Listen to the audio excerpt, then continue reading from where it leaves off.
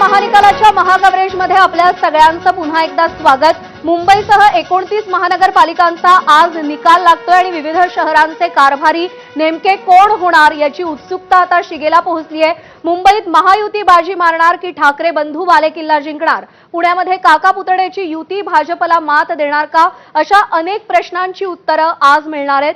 राज्यातल्या 29 महापालिकांसाठी काल मतदान झाल्यावरती आज सर्वत्र मतमोजणीचा उत्साह आपल्याला पाहायला मिळतोय। मतदारांनी काल अक्षरशः रांगा लावून मोठ्या हिरिरीने मतदान केलेलं आहे। विविध शहरांमध्ये संमिश्र प्रतिसाद मिळालेला आहे आणि हाती आलेल्या आकडेवारीनुसार मुंबईमध्ये 53 ते 55%, ठाणे महानगरपालिकेत 56%, पुणे महानगरपालिकेमध्ये 52%, पिंपरी चिंचवडमध्ये 58%, नवी मुंबईत 57%, नाशिक महानगरपालिकेमध्ये 57% मतदान झालेलं आहे।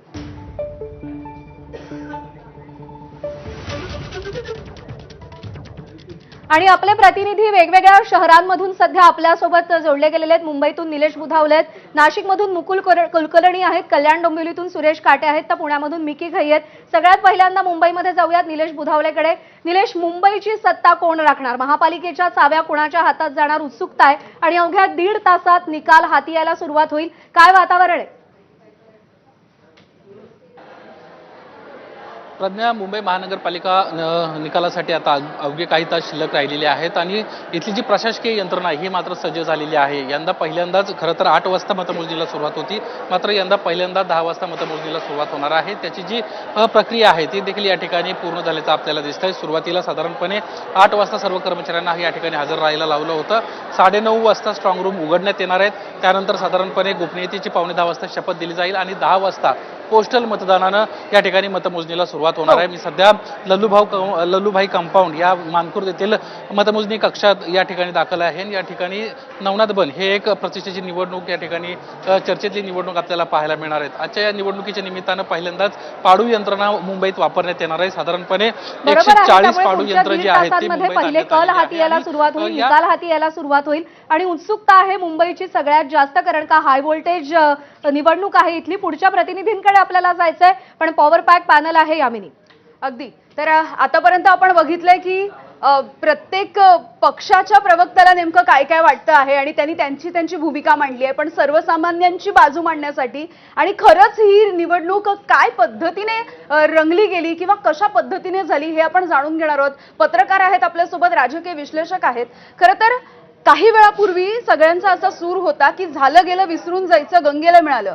खरंच मतदारांना इतक्या लेवलचं गृहीत धरलं जात आहे? नाही, मला असं वाटतं की राज्यातलीच नव्हे तर देशातल्या प्रत्येक नागरिकांना आणि मतदारांना आता जागृत राहण्याची गरज आहे। मगाशीच अवधूतजी म्हणून गेले की आम्ही विरोधकांना मूर्ख बनवतोय। नवी मुंबईचा जो काही संदर्भ आहे, एकीकडे एकनाथ शिंदे आहेत, दुसरीकडे नाईक साहेब आहेत, यांचा जो काय वाद चालू आहे तो टोकापर्यंत गेलाय। अतिरेकी अशा प्रकारची जी प्रतिक्रिया उमटते आहे, मला असं वाटतं की याचा अर्थ सर्वसामान्य जनतेचे जे मूलभूत प्रश्न असतील, मग तो मुंबईतला असेल, नागपूरमधला असेल, पुण्यामधला असेल, तो पाण्याचा प्रश्न आहे, तो कचऱ्याचा प्रश्न आहे, घरांच्या स्वच्छतेचा, घरांच्या परिसरातल्या स्वच्छतेचा प्रश्न आहे, वाहतुकीचा प्रश्न आहे। मला वाटतं या मूलभूत गोष्टींच्या प्रश्नांना बगल देऊन केवळ सोयीचंच राजकारण करायचं। एका प्रवक्त्याने आता सांगितलं की महाराष्ट्राचा चिखल झालाय, तर या चिखलाला जबाबदार कुणी एक पक्ष नसून सगळ्यात पक्षातले धुरींधर नेते जे आहेत त्यांनी विचार करण्याची गरज आहे। आणि मला असं वाटतं की इतकं तुम्ही जनतेला गृहीत धरू नका। या देशाची, या राज्यातली जी जनता आहे ती सुबुद्ध आहे, त्यांचा एक सुसंस्कृतपणा आहे, तर जनतेला किती गृहीत धरायचं? म्हणजे आरोप तुम्ही अशा पद्धतीने करताय ते लोकांच्या लक्षात येतात। अजितदादांनी भाजपवरती जे केलेले आरोप आहेत त्याचा तपशील मी सांगत नाही, किंवा मग त्याला उत्तर दिलंय मुख्यमंत्र्यांनी। एकीकडे तुम्ही जनतेला इतकी आश्वासने देत आहेत की अजितदादा म्हणाले पुण्यात मेट्रो आणि PMPचे आम्ही मोफत प्रवास करू, लगेच त्याला बगल देत मुख्यमंत्र्यांनी त्याला उत्तर दिलं गेलं। म्हणजे केवळ तुम्ही म्हणताय आरोप प्रत्यारोप सुरू आहेत, केवळ आरोप प्रत्यारोप नाही सर, रक्तरंजितपणा देखील आपण इथे बघितलाय, खून पाडले गेले लोकांचे। मुळात कसं आहे, आता आमचे मित्र हेमंत देसाई सुद्धा बोलून गेले की एकूण त्यांचा सुद्धा बोलण्याचा कल असाच होता की राजकारण सत्यानं व्हायला पाहिजे। मुळात राजकारण हे मुत्सद्देगिरी आणि कूटनीती याच्यावरच अवलंबून असतं। सत्यानं राजकारण होत नाही। हरिकथा निरूपणाचे ते काही सांगायचंय का त्याच्यात? राजकारण आहे, राजकारणात भारतीय जनता पक्ष सत्तेवर आहे, केंद्रात सत्तेवर आहे, राज्यात सत्तेवर आहे, त्याचा साम दाम दंड भेद याचा वापर का करणार नाही? आणि ह्यापूर्वी विरोधी पक्षाने केला नाही का? आता मुळात जे व्हिजन द्यायला पाहिजे होतं, म्हणजे एक सर्वे बघितल्यानंतर एक दिसतंय की ठाकरे ब्रँड चाललेला नाही आहे असं दिसतंय एकंदर. आता ते निकाल लागतील त्याच्यावर कळेल आपल्याला. ठीक आहे. परंतु तुमचं व्हिजन तुम्ही सांगायला पाहिजे होतं ना. एकच मराठी मुद्दा हा किती ऐकून कंटाळा आला ना लोकांना. तुम्ही काहीतरी पुढं काय करणार आहे, लोकांच्यासाठी काय करणार आहे. आज देवेंद्र फडणवीसांनी एक नक्की केलं चांगलं की त्यांनी विकासात्मक मुद्दे मांडत गेले. हे लोक बघतायत ना. आणि केंद्राची मदत, राज्य सरकारची मदत ही आवश्यक आहे. तर लोकांना कळतंय हे सगळं. सोशल मीडिया एवढा प्रगत झालेला आहे की आता ज्यांना कळत नाही त्यांना सुद्धा कळायला लागले अति. ठीक आहे. ठीक आहे. बरोबर आहे. परिस्थिती आपल्याला सगळ्यांना माहिती आहे, पण तत्व आणि विचारधारा याला जागा नाही हे आता आपण बघितलंय राजकारणामध्ये. पण आता त्याची गरजही नाही असं तुमचं म्हणणं आहे का?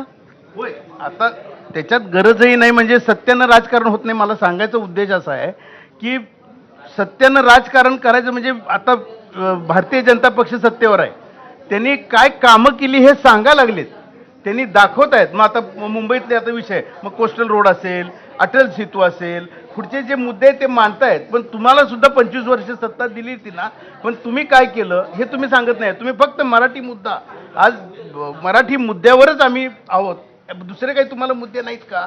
मला सांगायचा उद्देश असा आहे की सत्यानं राजकारण होत नाही म्हणजे सत्यानं राजकारण प्रत्येक गोष्ट कोणही आता भारतीय जनता पक्ष पराजित झाला तर उद्या ते पण म्हणणार आहेत हे सत्यानं झालं नाही म्हणून. हे आरोप होत राहणार. मला वाटतं राजा माने आपल्या बरोबर आहेत आणि त्यांना सुद्धा काहीतरी बोलायचंय.